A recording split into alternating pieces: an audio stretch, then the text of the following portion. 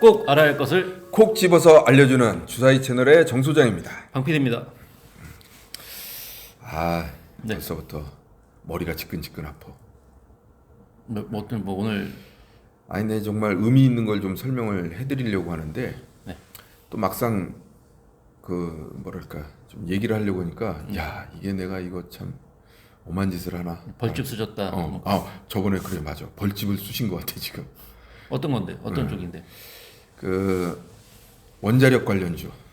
그러니까 원자력 이제 뭐 정확하게는 원자력 관련주를 투자하기 위한 어떤 설명?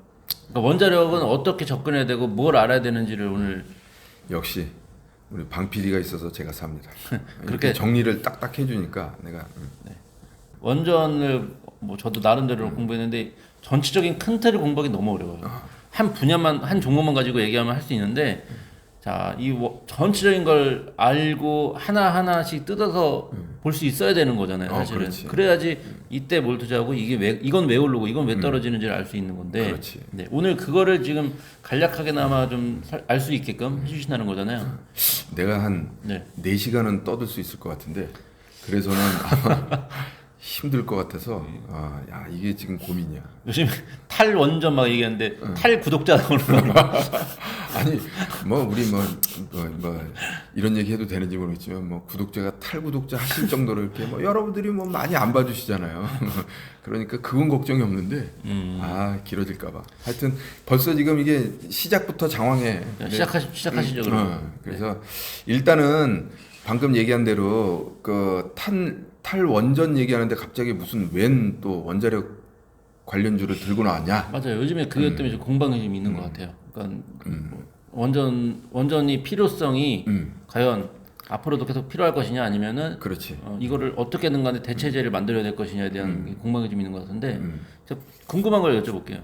원전은 왜 필요한 건가요? 그렇지. 이 가장 중요한 질문인 것 같아요. 네. 근데 이제 이 부분에 대해서 그 이제 몇 가지가 있는데 그냥 한마디로 표현을 하면 이게 원전 말고 싼 게 없어.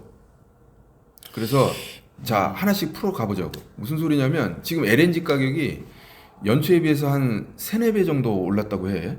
근데 이게 또 정치적인 요인도 있어요. 그래서 실질적으로 LNG가 우리나라하고는 크게 상관이 없는데 유럽은 지금 난리가 난 거야. 이제 그 유럽 얘기를 하기에도 어떻게 보면 파생적인 부분이 여러 가지가 있는데 그냥 LNG 얘기만 하자고. 무슨 소리냐? LNG 가격이 폭등을 하다 보니까 전기료가 영국의 경우에는 작년에 비해서 10배가 늘었대. 예, 저도 얘기 들었어요. 깜짝 놀랐습니다. 그러니까 이게 우리나라 10배 오른다고 생각해봐. 전기세를 예를 들어서. 그럼 가만히 있겠어? 국민들이? 난리가 나겠지. 촛불. 촛불이 또 나올 수도 있어. 네. 전기 안 쓰고 촛불. 근데 이제 그게 뭐 어떤 문제가 있냐면 예를 들어서 신재생이라는 게 아무리 지구에 좋고 하더라도 일단 비용적인 문제에서 너무 심각한 어떤 비용이 발생한다 그러면 안 되는 거잖아.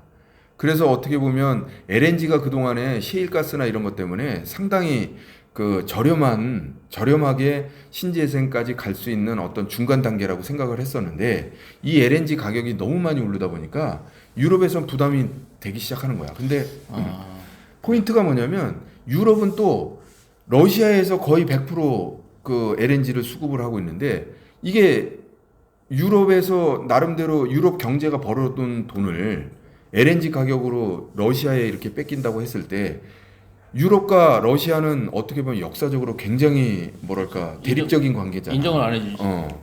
그러다 보니까 러시아가 부국 강병이 되면 LNG 때문에 그 꼴을 못 보는 거야. 그렇기 때문에 유럽에서는 다른 생각을 할 수밖에 없다. 그래서 엊그제 그 프랑스 대통령이 프랑스 2030이라는 발표를 하면서 원전의 얘기를 했어. 그래서 이제 거기서 핵심이 뭐냐면 앞으로 그 SMR 그러니까 소형 모듈 원자로라고 하는데 이런 부분에 대해서 10억 유로를 투자해서 뭔가를 만들겠다.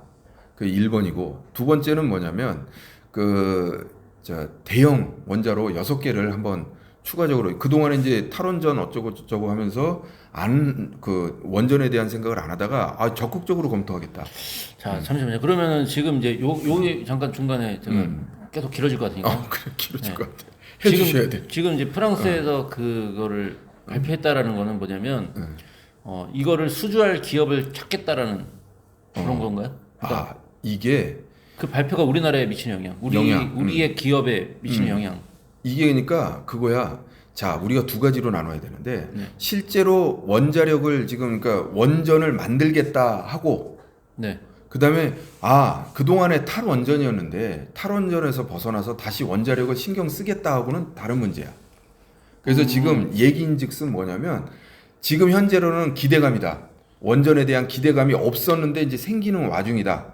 라는 걸 얘기하고 싶은 거고. 그러니까 지금 그 프랑스 쪽 얘기는 결국 그거네요. 네, 원전 이제 끝났어라고 얘기했는데 이제 그게 아니고 없애야 될 게 아니고 원전 아니야. 원전 다시 잡아야 돼. 다시 해야 돼. 왜냐면 다른 게 너무 비싸. 대체할 수 있는 게 없어. 없어. 예. 전기 요금이 10배 이상 나올 정도면 사실 저희 사무실도 쓰고 있는 그 비용이 상당히 크거든요. 근데 생각해보면 10배 나온다. 물론 우리나라가 그러진 않겠지만. 그렇진 않지. 와, 그러면 저도 원전 쓸 것 같아요. 그러니까 지금 이건 국가적인 문제가 된 거야. 그런 그런데 이제 여러 가지 얘기를 할 수 있겠지만 일단은 원전에 대한 그 시각이 바뀌었다.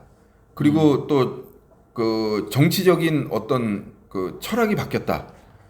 요게 중요한 거야. 근데 이게 핵심이야. 문제가 있잖아요. 사실 우리가 원전을 왜 피하려고 하느냐를 생각해야 되잖아요. 왜 우리는 원전 그동안 잘 쓰고 있던 원전을 왜 탈피하려고 해?는 결국은 그 일본 아니었나요? 그렇지. 2018년에 후쿠시마 네. 그 원전 사고가 발생하면서 이제 벌어진 일인데. 그것 때문에 이제 더 이상 원전을 그렇지. 네, 그러니까 이게 참 경제 논리라는 게 무서워요. 그래서 이제 나도 이런 말 잘못하면 참 그렇긴 한데 네. 핵심이 뭐냐면 이제 잊혀질 때가 된 거야.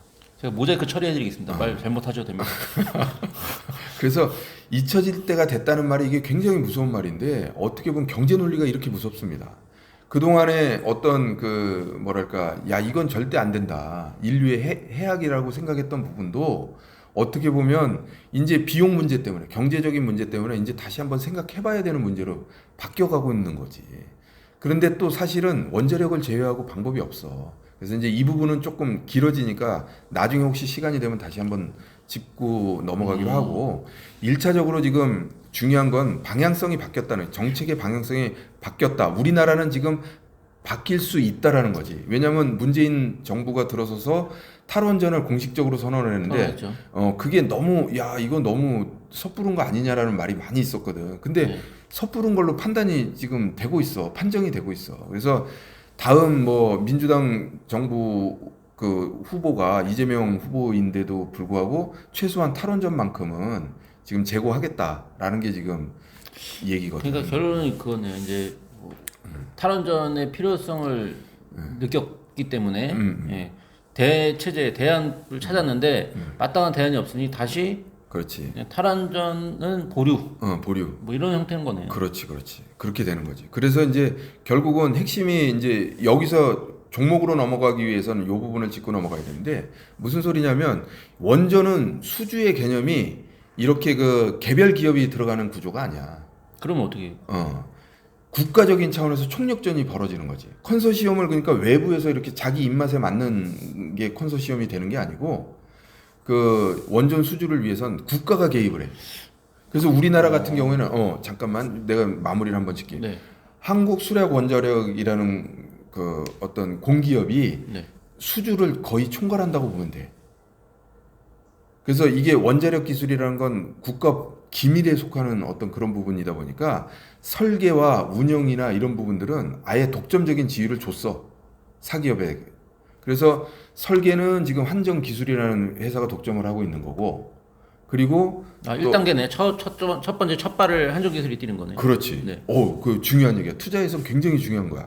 그래서 우리가 지금 원자력 관련주라고 해서 그냥 원자력 관련주 그럼 다 사야 되는 게 아니고 수순이라는 게 있다는 거지. 자, 지금 그걸 설명하는 거네. 수순을 설명하는 거. 첫 발은 한정기술. 그럼 그 다음은 이제 그러면 예를 들어서 설계라는 거는 수주를 했을 때 최초로 이익을 보는 어떤 기업이겠지. 그게 한정기술인 거고. 한정기술이 설계를 하니까. 네. 근데 이 설계에 따라서 이제 어떻게 그 만드는 건설하고 제조하는 업체가 있을 거 아니야. 네. 대장주가 그 두산중공업이야. 왜냐? 전체적인 어떤 그런 뭐랄까 주력되는 어떤 그 원자로 그다음에 그 안에 들어가는 터빈 이런 것들을 그 두산중공업에서 만들어. 아, 그거 잠깐만요. 저희 한참 막 주가가 이 원자력 관련 주가가 막 떴을 때 생각해 보니까 그래요. 한전기술이 먼저 막 올라갔어요. 그리고 나서 한참 좀 후에 두산중공업이 또 막 올라갔었거든요. 그 순서대로 가는 거네. 근데 이제 약간 오해가 있는데 이게 다른 건가요? 왜냐면 네. 지금 아직 수주도 안 했어. 아니 근데 그때 올라갔을 때 그러니까. 역사를 보면 그렇지. 그래서 내가 이거 중요한 얘기를 하고 싶은 거야. 무슨 소리냐면 요게 지금 무슨 소리냐면 저번에 한전기술과 그 두산중공업이 올라갔잖아. 네. 수주는커녕 바뀔 가능성만 가지고 오르는 거야. 내가 그래서 오늘 왜 원자력 관련주에 대해서 우리가 알아야 되냐고 하면 지금 그건 우리나라 문재인 정부가 만약에 차기 정부로 넘어갔을 때 그게 뭐 여든 야든 탈원전만큼은 바뀔 것이다. 건설하고 탈원전만큼 바뀔 것이다 해서 이런 건데 내가 왜 이 얘기를 하냐면 지금 우리나라뿐만이 아니라 방금 전에 우리 저 프랑스 대통령이 프랑스 2030에 대해서 얘기를 했다고 했잖아. 정책이 바뀌고 있다니까. 그러면 이게 그냥 단순히 우리나라만의 기대감이 아니라 전 세계적인 관점에서 지금 어떤 탈원전의 어떤 흐름이 꺾이고 있다는 거야. 그러면 이제 본격적인 수주가 나오겠지. 이랬을 때 우리가 짚고 넘어가자는 거야. 원자력 관련주를 우리가 무조건 그냥 어떻게 보면 몇몇 회사들이 있는데 그런 회사들은 매출 같은 것도 없어요. 그런데 그냥 원자력 관련 뭘 한다는 이유만으로 뜨는데 우리 그런 투자 방법은 지양하고 실질적으로 하나씩 짚어보자는 거야. 이번 기회에 그러니까 내가 종목을 일일이 얘기할 수는 없고 그럼 시간이 너무 오래 걸리니까 대략의 어떤 이런 흐름 뭐랄까 개통 그리고 또 건설했을 때의 어떤 과정 이런 것들 보면서 이때는 요거 그 다음에는 그 다음 단계에서는 요거 그 다음 단계에서는 요거. 자, 그렇다면은 아까 이제 설계는 한전기술, 그 다음에 이제 만들어가는 과정, 증축하는 만들어가는 과정에 가장 몸통은 두산중공업. 그렇지. 그럼 그 몸통 말고 또 팔다리들도 있잖아요. 그렇지. 그래서 어떤 가령 이 발전소를 건설한다는 거는 네. 그 안에 수많은 배관과 그걸 피팅이라고 하는데 밸브와 이런 것들이 들어가. 네.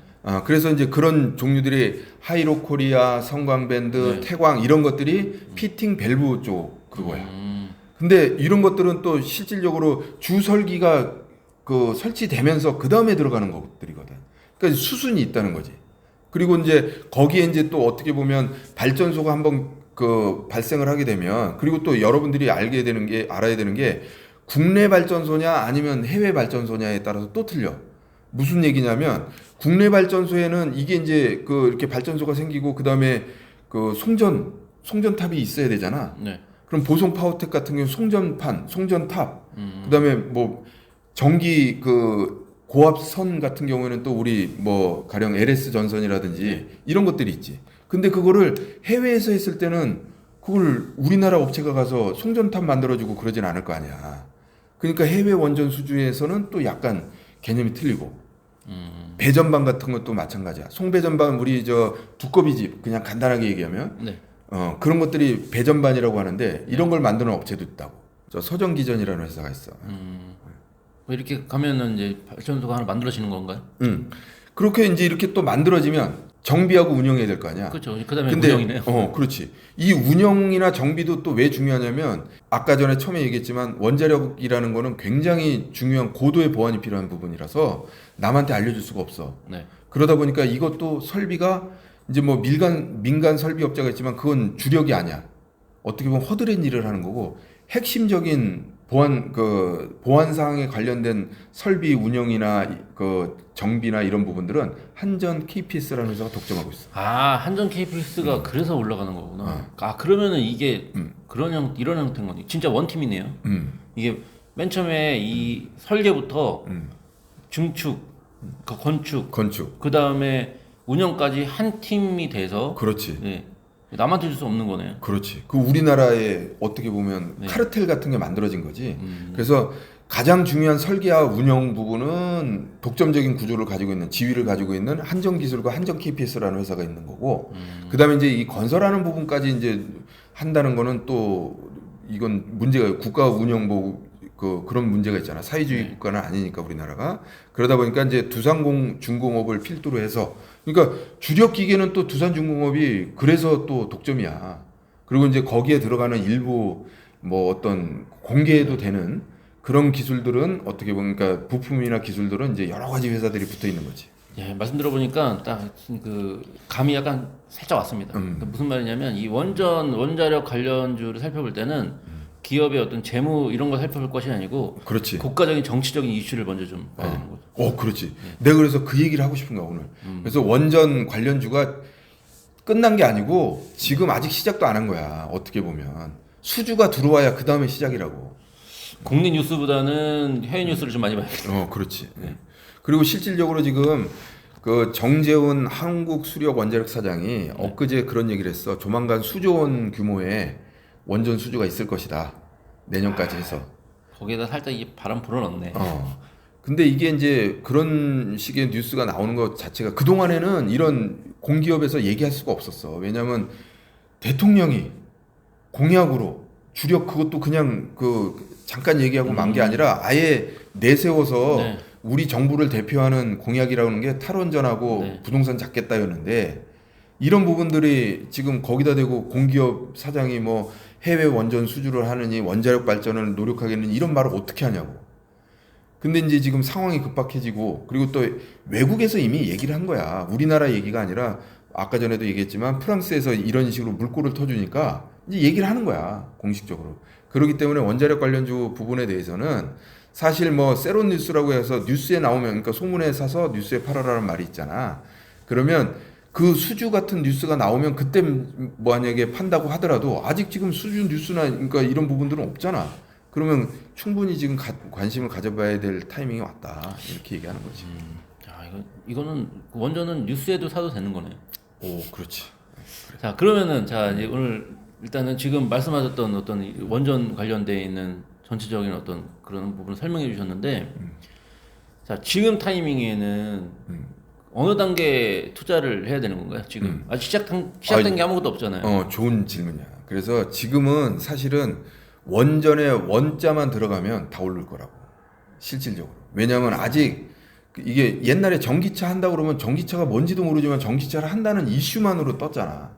물론 이제 네. 단계가 그렇단 얘기야. 그런데 이제 이게 구체적으로 지금 되고 있잖아. 그래서 나는 지금 원전 관련주라고 해서 뭐 이상한 종목을 얘기하고자 하는 게 아니라 방금 전에 얘기했던 것처럼 원전이 수주됐을 때 그 다음 프로세스가 어떻게 되느냐를 얘기를 해주는 거고 그 다음에 우리는 그러면 핵심이 뭐냐면 1번은 설계 관련된 한전 기술이 먼저인 거지. 그래서 1차적으로 지금 우리가 관심을 가져야 되는 건 한전 기술이다. 지금 사실 고점을 막 돌파했거나 돌파하는 과정이라고 볼 수 있는데 그렇기 때문에 지금도 늦지 않았다라고 보는 거야. 그럼 소장님께서는 지금 이제 이렇게 원전 관련돼 있는 종목 중에 원픽으로 현재 시점의 원픽으로 꼽은 건 한전 기술이라는 거잖아요. 그렇지. 예. 제가 최근에 한전 기술 차트를 봤는데 고개를 내밀었더라고요. 바로 보시죠. 봅시다. 한전 기술 차트 제가 본 게 금요일 날 보니까 이렇게 이걸 돌파라고 봐야 될지 그래서 아까 그런 얘기를 했는데 좀 그러네요. 지금 그러니까 사실상 이거에 대한 고민이 많은 거야 시장에서. 그 원자력에 대한 어떤 생각이 어떤 거냐. 근데 나는 계속 얘기하지만 원자력은 일단은 정부의 어떤 탈원, 그러니까 문재인 정부의 탈원전 부분이 네. 일단은 뭐 틀렸다기보다는 좀 너무 성급했다. 그렇기 때문에 바뀔 수밖에 없다. 그렇다 그러면 지금 현재의 주가는 주가의 레벨은 벗어나야 된다. 이게 이제 내 생각이야. 자, 제가 잠깐 분봉을 봤는데 이 꼬리가 거의 막판에 만든 거더라고요. 막 내리는 다음에 유지된 게 아니고 막판에 다 내린 거예요. 결국은 그 시장의 시각이 그렇게 양분화되어 있다라는 거를 반증하고 있는 게 반증하고 있는 거지. 네. 맞아, 뭐 옳은 말이야. 그래서 이제 내가 얘기하고자 하는 거는 실질적으로 올라갈 개연성이 높으니까 지금 그 상방이 열려 있다고 봐야 돼. 그러니까 조정이면 아주 적극적으로 그 관심을 한번 가져보자라는 측면인 거고. 자, 근데 저는 여기서 이때의 상승이 어떤 뭐랄까 영수증이 있는 상승은 아니잖아요. 그렇지. 예, 그렇다면은 여기서 추가적인 상승이 그러니까 예를 들어서 우리가 보는 게 이 상승한 폭만큼 여기서 조정을 거치고 또 상승한다 뭐 이런 개념은 안 나올 것 다는 생각이 들거든요. 아니 옳은 말이야. 솔직한 얘기로 우리 그 아까 잠깐 내가 얘기했지만 그 소문에 사서 뉴스에 팔아라. 그럼 어떻게 보면 한정기술은 이미 타이밍이 지나가는 거 아니냐. 그렇죠. 그렇게 볼 수도 있어. 그러니까 이제 예를 들어서 내가 그랬다시피 그렇게 얘기했다시피 그렇기 때문에 만약에 그렇다 그러면 우리가 제일 하단이 뭐야? 제일 나중에 나오는 게 한정 KPS였잖아. KPS. 운영하고. 그렇죠. 그러니까 예를 들어서 그러면 대안은 이게 겁난다. 대안은 이게 또 있다는 거야. 그러면 이제 이것도 많이 오르긴 많이 올랐어. 근데 주봉상으로 보면 과거에 비해서는 지금 아직 한정 KPS가 사실은 내재 가치로는 훨씬 좋아. 그리고 여기는 안정적이야. 무슨 소리냐면 운영을 하고 운영만 하면 되니까. 경상 정비를 하는 거니까 솔직한 얘기로 한전 기술 같은 경우에는 더 이상 수주가 없을 때는 어떻게 되겠어? 발전할 수가 없잖아. 네. 그러니까 이거는 사실 그 이유가 불안정해. 그러나 한전 KPS 같은 경우에는 향후에 원전이 되면 될수록 얘는 그냥 가만히 앉아서 기다렸다가 원전되면 운영하면 되는 거야. 그러니까 자, 내가 그러니까 두 가지 말씀을 드리는 거예요. 무슨 소리냐면 지금 원전 테마가 훨씬 더 큰 상승을 보일 것이라고 생각하면 한전 기술이 제일 빠르니까 한전 기술을 관심을 가져라. 왜? 설계라는 측면이 있기 때문에 그 수주 테마라든지 나오기만 하면 한전 기술이 제일 먼저 반응을 한다는 거고 그 얘기를 하는 실질적으로 거고. 금요일 날 차트도 보면은 물론 꼬리는 달았지만 네. 예, 그 전고점을 돌파한 건 돌파를 했다는 것 자체가 저는 이거 한전 KPS고요. 그러니까 아니 한전 기술이 그 아까 한전 기술은 불안하다고 한다면 이거는 네. 아직 지금 돌파는커녕 못 갔잖아. 예, 맞아요. 그러니까 이게 더디단 말이야. 그러니까 예. 그거니까 말씀하신 게 그거니까 가장 먼저 반응하는 게 한전 기술이니까 지금 시점에서는 한전 기술 쪽으로 관심을 가져라는 거고. 그래서 그거를 원픽으로 본 거고 실질적으로 평가적인 측면, 예, 주가 위치라든지 그런 측면에서는 한전 기술보다는 좀 더 안정적으로 보이는 한전 KPS가 더 낫다. 그렇지. 다만 예를 들어서 그러니까 네. 한전 기술이 불안하거나 무섭다거나 아니면 또 그렇죠.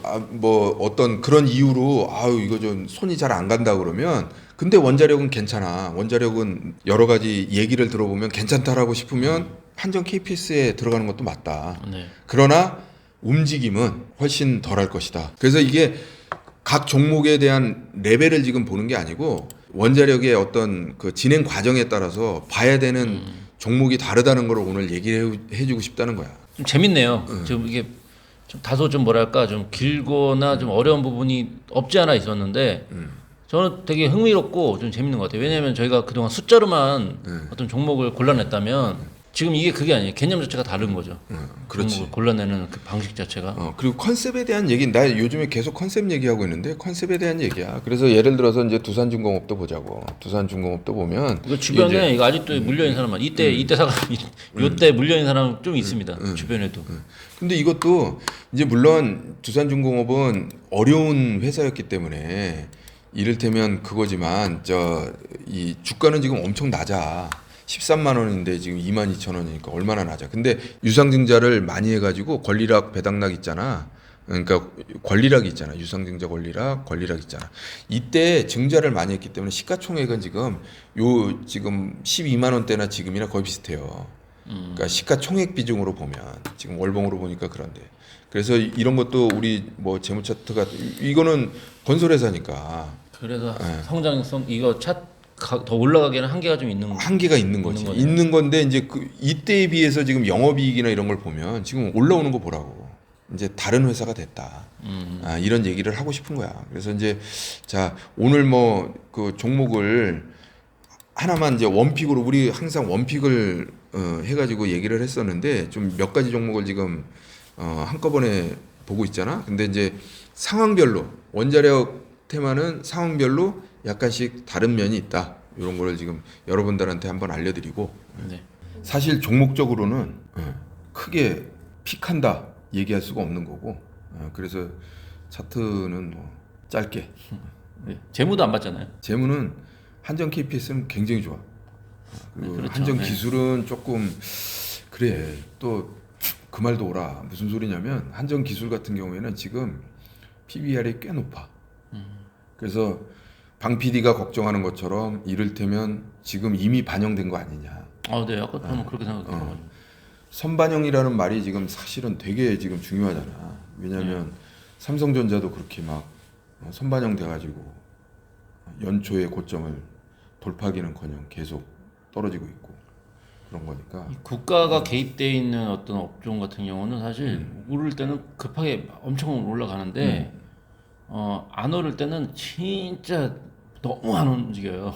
네. 그럴 수 있지. 네, 그런 부분이 사실 이제 이 원전 쪽이 그렇게 해석한다면은 이게 그 전에 올라갔던 게 있었으니까 뭐 어떻게 보면 또 올라가겠지라고 생각할 수 있겠지만 이미 한번 올라갔으면은 이제는 당분간은 좀 그렇지 않을까. 아니, 옳은 말이야. 근데 나는 그렇게 생각해. 한 가지가 뭐냐면 지금 테마는 계속 나올 거니까 하다못해 고점에 물린다, 이번 고점에 물린다고 그래도 팔 기회는 줄 거라는 거야. 결국. 그러니까 크게 뭐 너무 리스크만 생각할 필요는 없다.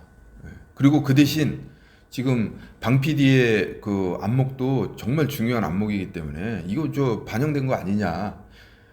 그걸 대비해서 우리가 어떻게 보면 몰빵을 하면 절대 안 되겠지. 뭐 5분의 1에서 10분의 1 정도의 분할 매수 관점에서 접근을 해야 되는 거야. 결론은 이게 항상 기본으로 돌아가는 것 같아요. 그러니까 저희가 이 주사위 채널을 시작한 지가 이제 올해 2월인가에 시작을 했었는데 처음부터 저희가 가장 강조했던 부분이 사실은 이런 부분이잖아요. 이제 한마디로 그냥 가격하게 표현하면은 몰빵 투자하면 안 된다 이거지만 사실을 우리가 가장 항상 얘기했던 거 자산 배분. 자산 배분. 네, 자산 배분. 자산 배분은 뭐냐면 위험으로부터의 회피거든요. 예, 그게 위험으로부터 회피의 첫 번째 단계는 사실 몰빵 투자를 하지 않는다는 예, 그런 부분인데 어떤 부분이 있을 때는 항상 기본으로 돌아가는 것 같아요. 예, 거기부터 시작되는 거니까. 그렇지. 네, 그거를 빼고 얘기할 수가 없어. 네, 맞습니다. 네. 뭐 원자력 뭐 얘기를 해봐야 소용이 없어. 뭐 몰빵으로 가면 결국은 뭐 아니면 도니까 언젠가 도가 나오는 순간 그 사람은 모든 걸 그동안에 이룬 걸 모든 걸 잃는다. 예. 그러니까 뭐 원자력 얘기하면서 갑자기 또 투자 전략 얘기해서 그런데 하여튼 이건 또 100번을 얘기해도 지루하면 안 되는 그런 내용이니까. 그리고 오늘 또 내가 이제 흥분해서 얘기했더니 또 우리 방 PD가 또 정확하게 또 냉정하게 짚어줬는데 옳은 얘기야. 미리 선반영 됐다라는 시각도 분명히 있을 수 있으니까 여러분들 제가 얘기하는 게 무조건 몰빵하라는 얘기 절대 아니었습니다. 오해하지 마시고. 다만 이제 오늘 설명해 주신 부분은 이제 뭐 이런 섹터, 이런 업종, 뭐 아니면 이런 이슈에 대해서 어떤 식의 전략적인 대응이 필요한지, 혹은 어떤 식의 해석이 필요한지에 대해서 설명한 거기 때문에 오늘 굉장히 신선했고 굉장히 많이 배운 하루가 됐던 것 같아요. 네. 별 말씀. 네, 감사합니다. 맨날 나는 우리 방 PD한테 배워요. 네, 저는 한정 KPS가 좀 좋아 보이는. 저의 원픽은 한정 KPS인데 다른 게 움직인 다음에 얘 안 움직이면 그때 가면 될 것 같아요. 오. 예, 전략적으로 보면은 왜냐면 기다려야 되잖아요. 먼저 움직이는 거를 기다린 다음 움직이는구나. 그 다음 단계가 또 있잖아요. 두선중공 움직이는구나. 그 다음에 뭐 성강밴드 뭐뭐뭐 이렇게 움직이는구나. 그럼 이제 한정 KPS 가야겠다. 그때 저는 딱 투자하면 될 것 같아요. 이런 게 전략적인 방법이 이렇게 여러 가지가 있으니까 여러분들은 하여튼 그리고 우리가 또 어떻게 보면 장황하게 얘기하는 이유가 여러 가지 상황들이 있으니까 여러분들이 거기서 취사 선택하시라는 의미에서 여러 가지 방법론을 얘기를 하고 있습니다. 네, 오늘 저희 그 촬영이 다소 좀 길었습니다. 왜냐면 이제 내용이 좀 다소 어렵기도 했고, 예, 다뤄야 되는 내용도 좀 많다 보니까 줄인 게 이 정도거든요. 원래 오늘 1박 2일 정도 코스 잡았는데 다행히 그래도 1시간이 안 걸린 걸로 봐서는 굉장히 오늘 훌륭했다. 잘했다. 박수. 박수. 예, 그렇게 생각하고요. 예, 아무튼 오늘 긴 시간 설명해 주시느라 정말 고생 많이 하셨고요. 저희는 또 다음 주는 제발 좀 짧게 좀 준비를 좀 부탁드리겠습니다. 근데 한마디 안 하고 가도 되나? 그 한 줄평. 한 줄평. 예, 한 줄평. 예. 자, 원자력 테마 분명히 말씀드렸습니다. 이렇게 뭐예요? 한 줄평. 원자력 테마 말씀드렸다. 그게 한 줄평이에요. 나는 안 하려고 했는데 해야겠네. 원자력 후쿠시마를 잊지 마라. 뭐야? 하라는 거야, 말리는 거야? 애매모호한 거죠. 네. 이렇게 마치는 걸로 하겠습니다. 수고하셨습니다. 감사합니다. 저희 주사위 채널은 종목 추천이 아닌 정보 제공을 목적으로 합니다. 해당 종목의 투자로 인한 책임은 투자자 본인에게 있습니다. 방송 중에 다루는 내용은 증권사, 경제연구소, 시장조사기관, 사업보고서 등의 자료를 참고하여 제작되었습니다.